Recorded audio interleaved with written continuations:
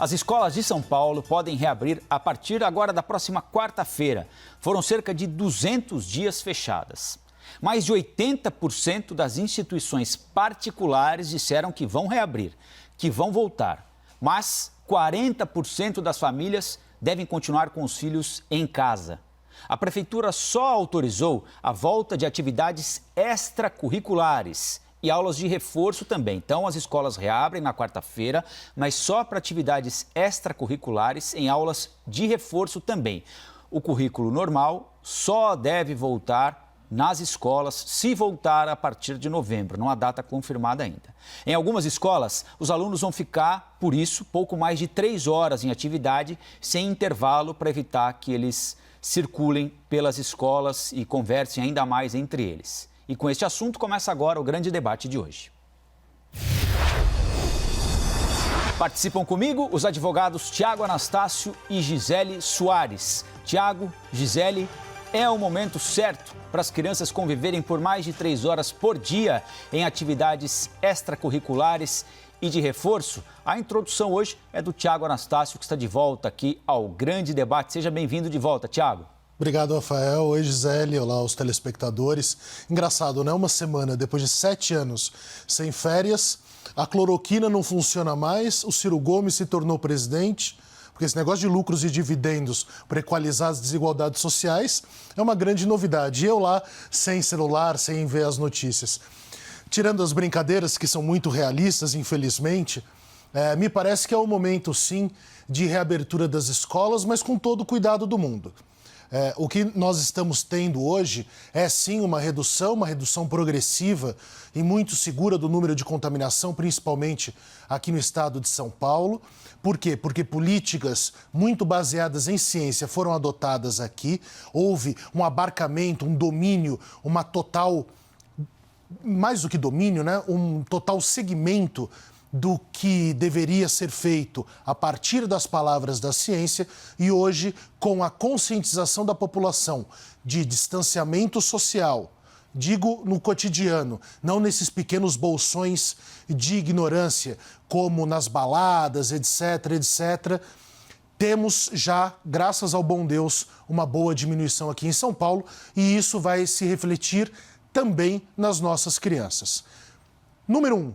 Importantíssimo que as escolas tomem todos os cuidados do mundo e que os pais, já nas suas casas, conscientizem as crianças de que haverá sim o reencontro com os amiguinhos ou com os amigos, os colegas de classe, mas esse reencontro deve ser com cuidado.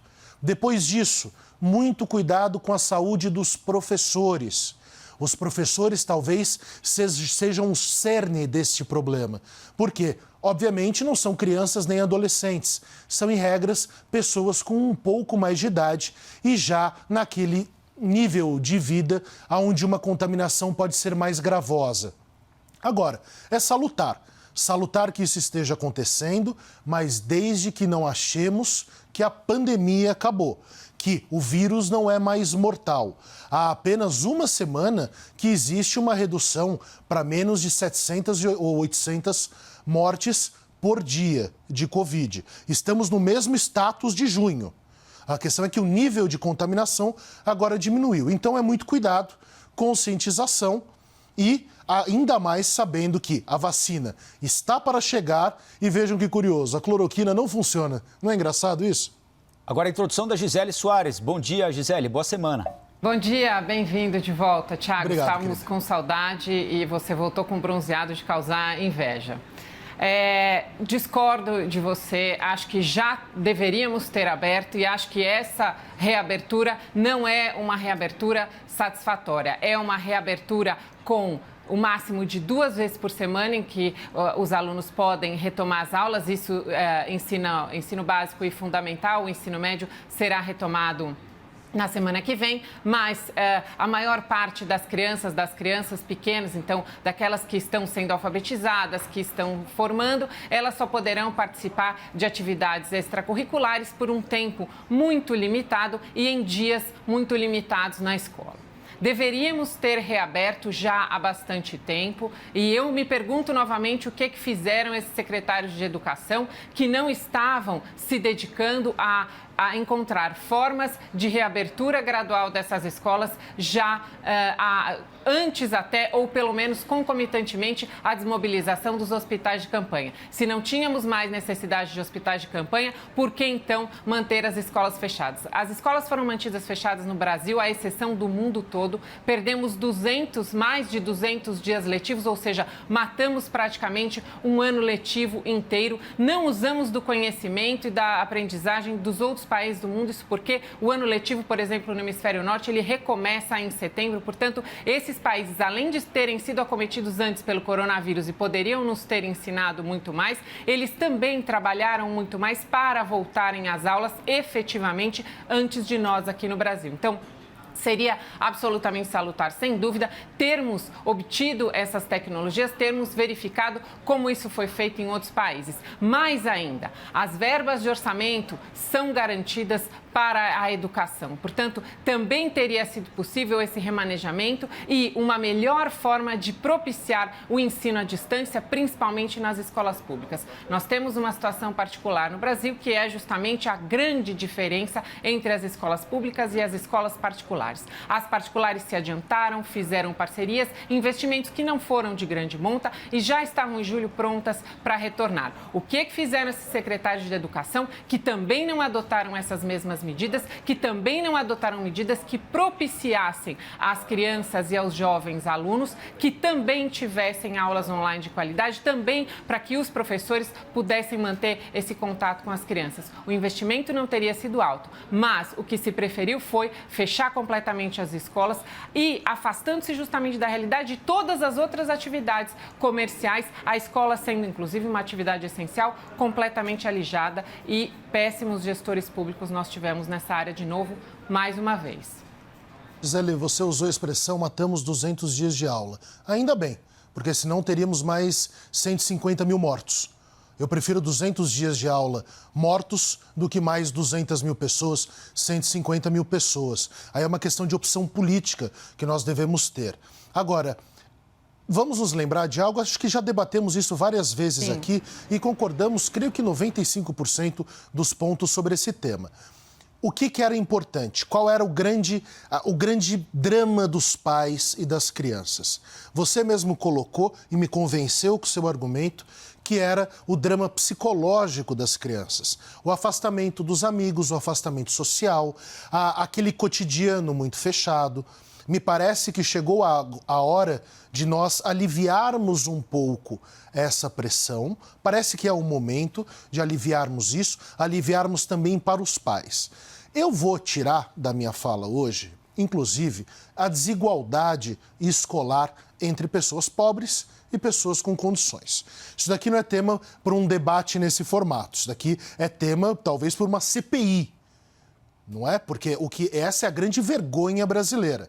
Mais da metade das crianças brasileiras não vão para a escola para ter aulas. Primeiro, porque não se dá condições para os professores. Segundo, porque elas vão para comer.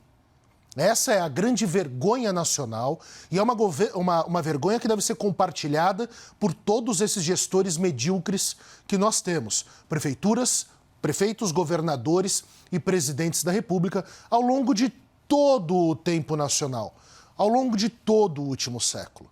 Agora, estamos em outubro. Em breve já estamos na metade de outubro. O ano letivo acabou. Não vamos recuperar, esses 6, 7 meses de isolamento nesse final de ano, porque é um entrave. Os professores continuaram trabalhando. Logo, eles deverão também ter direito de descanso. Foi um ano que todos nós perdemos. Perdeu a educação, perdeu a justiça, a administração pública também se travou. Então, eu tendo a fazer um recorte muito positivo, porque concordei com o seu argumento. É um momento de desanuviar a cabeça de pais e crianças, desde que haja a conscientização delas sobre ainda a necessidade do distanciamento social, da higienização perene de mãos, etc, etc. Agora, convenhamos, é um ano perdido. Concordo com o seu argumento. Deveríamos ter tido um plano. Mas quem tem planos no Brasil? Quem tem projetos no Brasil? Essa é a grande realidade e por isso que tantas vezes eu afirmei aqui. Nós discutimos tantas vezes aqui nessa pequena república o sexo dos anjos. Nós nunca sabemos qual é o plano, nós nunca sabemos qual é o projeto e não exigimos o projeto. Você vai se lembrar de um debate aqui quando, se não me falha a memória, a Fiesp apresentou um plano de reabertura comercial. Eu falei, que bom, até que enfim alguém tem um plano. Sim. É isso que precisamos exigir cada vez mais e cada dia mais. E pararmos, e eu soube depois desse breve descanso, das pesquisas eleitorais de São Paulo. Gente, nem se sabe quem são os planos e já tem pessoas querendo votar em candidatos.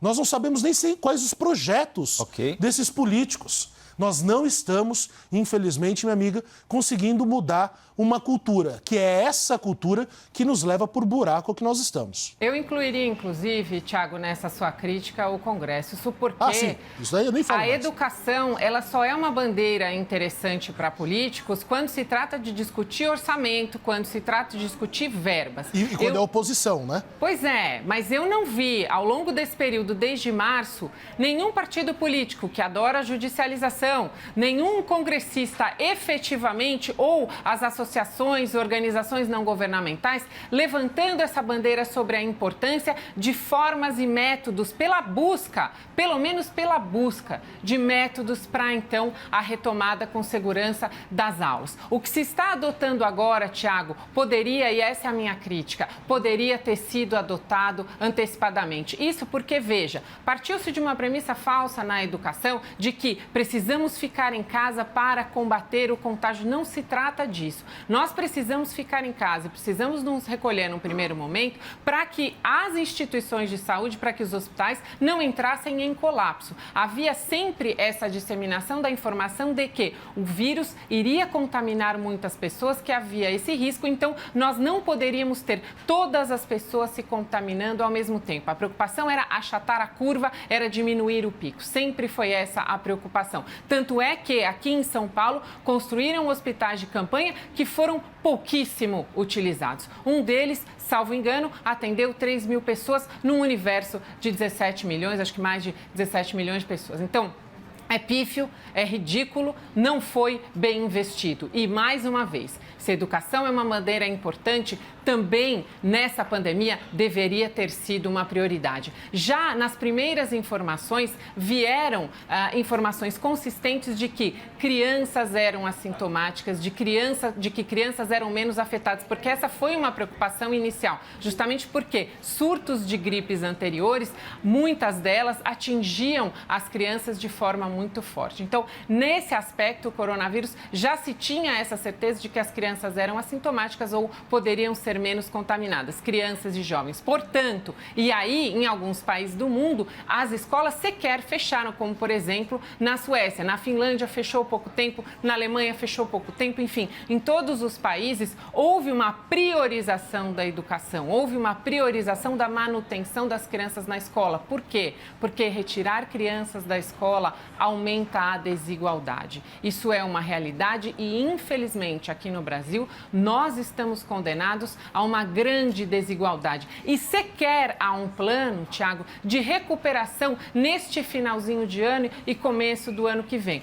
Você colocou muito bem, realmente, os professores precisam de descanso. Mas será que não há possibilidade de termos voluntários, de termos um rodízio, de acharmos com criatividade e de forma propositiva meios de recuperarmos, sim, algo de conteúdo para essas crianças, para esses jovens, para o ano que vem? Será que nós temos realmente que condenar, principalmente os alunos do ensino médio, que estão aí às portas das provas do Enem, das provas do vestibular? Veja que ano desastroso eles passaram com o ensino à distância e não dá para dizer que nas escolas públicas houve efetivamente um ensino à distância. Eu não vi, pelo menos, nenhum projeto de nenhum prefeito, de nenhum governador que se predispôs, por exemplo, a imprimir as atividades e distribuir e garantir que as crianças recebessem essas atividades impressas para a realização e depois esse recolhimento para a correção dos professores. Eu não vi nenhuma proposta de nenhum prefeito e governador, por exemplo, para distribuição de celulares para professores, para que pudessem ter estrutura de aula online ou pacote de dados para os alunos, para que eles pudessem, então, acessar a internet. Veja, não são soluções custosas, não são soluções complicadas.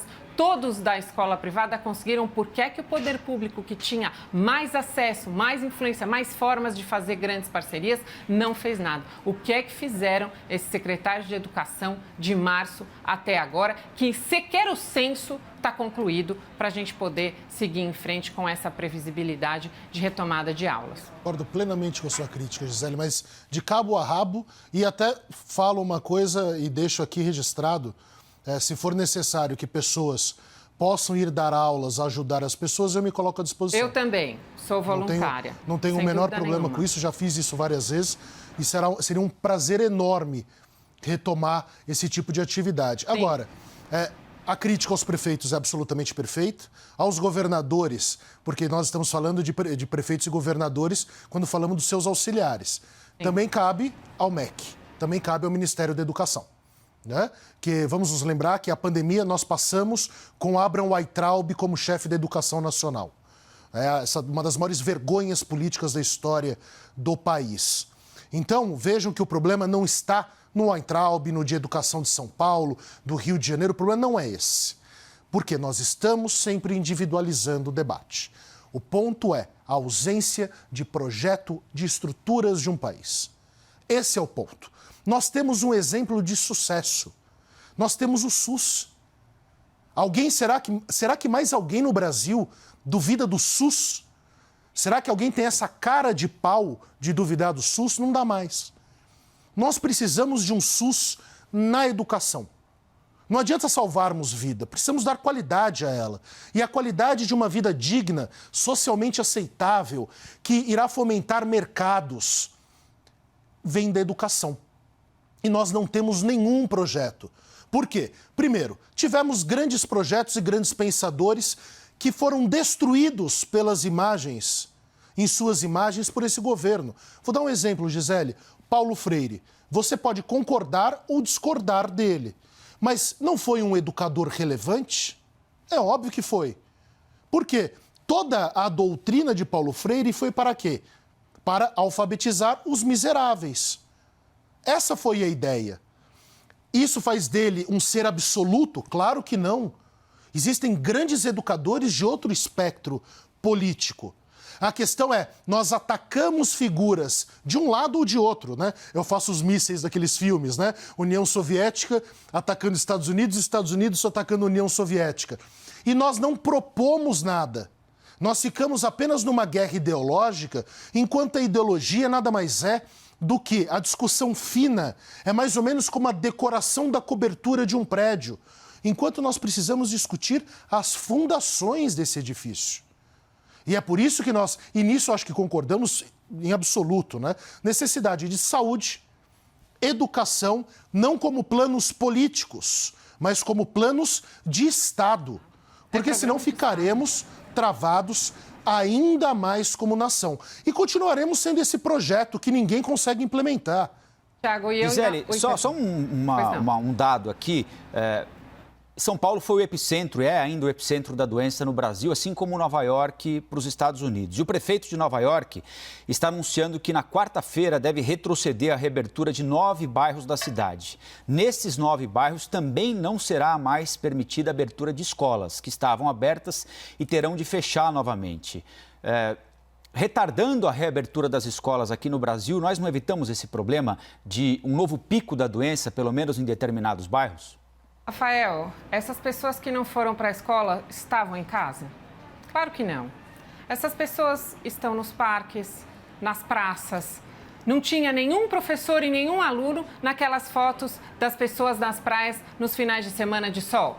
Estavam todos os profissionais lá, mas professores não estavam, alunos também não. Então, veja, se as pessoas vão ficar em casa para um resguardo permanente, para evitar a disseminação, a nova onda, essa é uma situação. Agora, se as crianças, os alunos, os professores estão saindo para a ocupação de espaços públicos, portanto, se expondo sim a risco, porque é a mesma exposição num ambiente aberto ou numa escola com todos os protocolos sanitários. Então, se as pessoas estão saindo, por que é que reabrimos tudo e mantivemos as escolas fechadas? Essa é a minha crítica. E mais ainda, Tiago, ia fazer uma complementação. Nós temos uma expectativa de que a vacina venha, de que esses resultados dos testes sejam resultados positivos e de que em algum momento no ano que vem, e não sabemos quando, mas há essa expectativa do brasileiro de que virando 2021 tudo estará resolvido porque a vacina virá e as pessoas então estarão imunizadas.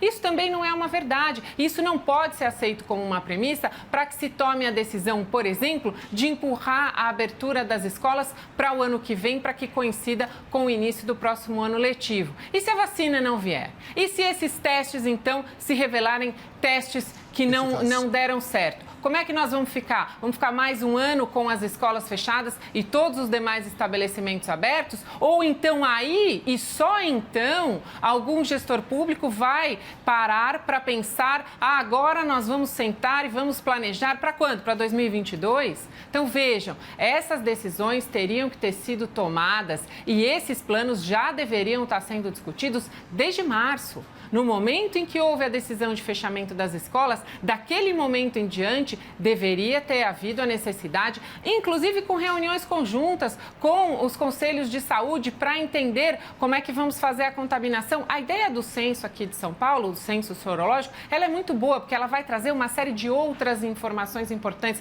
Mas por que estamos fazendo agora? Por que não fizemos em março? Março não tinha equipamento, tivemos um episódio... Mas foi um episódio temporal de falta, depois isso foi retomado. Então, assim, se pudermos abastecer hospitais que não atenderam quase ninguém, esses hospitais de campanha, por que não transferimos isso também para a educação? Então, onde é que estavam todas essas pessoas que levantam a bandeira, que enchem o peito para falar que defendem a educação, se não estavam pensando efetivamente na retomada?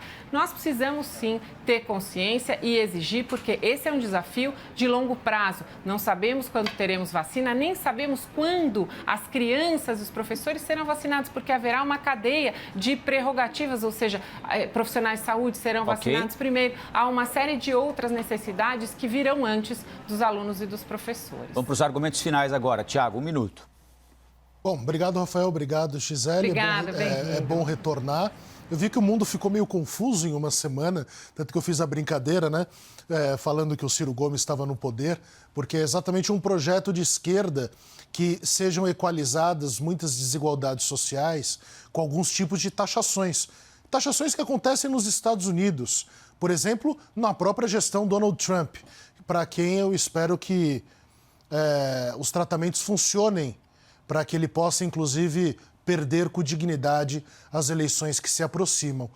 O que acontece é que eu travo um diálogo aqui, um debate. Eu não sei bem se é um debate ou é um diálogo.